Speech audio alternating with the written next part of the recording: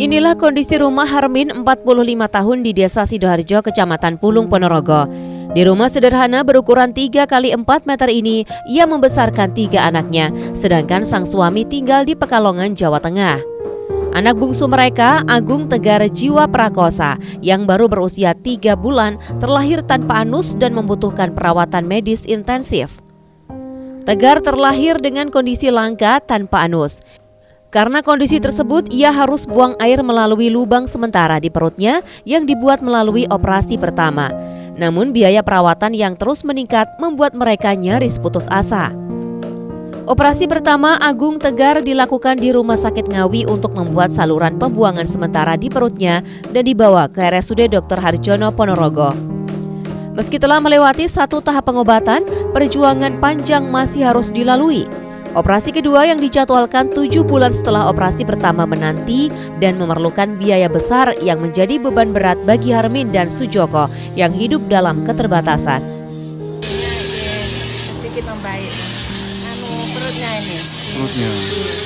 Kemudian lubang perutnya. Awalnya kenapa kok bisa dipindah di situ, Bu? Kan yang di belakang itu kan belum ada anusnya gitu ya? Iya, belum ada anusnya. Terus ini nanti setelah operasi lagi. Operasinya bertahap. Terus kendalanya apa, Bu? Kendalanya untuk biaya atau biaya. Ada case. Jadi sampai sekarang masih biaya mandiri ya, Bu? Biaya mandiri. Tanggal 31 juga akan mengadakan ngamen awal di sekitar Soko. Selain itu juga pengajuan kepada instansi terkait seperti Basnas. Juga untuk penanganannya kita kemarin juga masuk ke Dinsos yang dimana tanggal 1 nanti kesedaannya sudah aktif dan bisa digunakan untuk operasi pada saat bayi usia 7 bulan. Dr. Kausar Prastudia, dokter spesialis anak di RSUD Dr. Harjono, Ponorogo yang menangani Tegar, mengungkapkan bahwa kondisi seperti ini memerlukan penanganan medis khusus.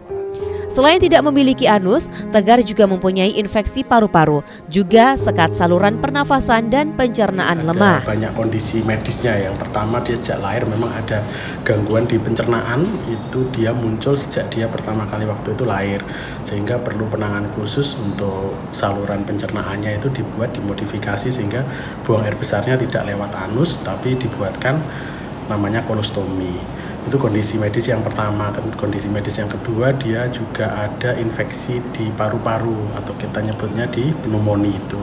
Terus yang kondisi ketiga, adanya laring atau saluran nafas dan saluran pencernaan untuk sekatnya itu lemah. Kita nyebutnya sebagai laringomalacia. Jadi saat ini kondisinya ada 3 itu.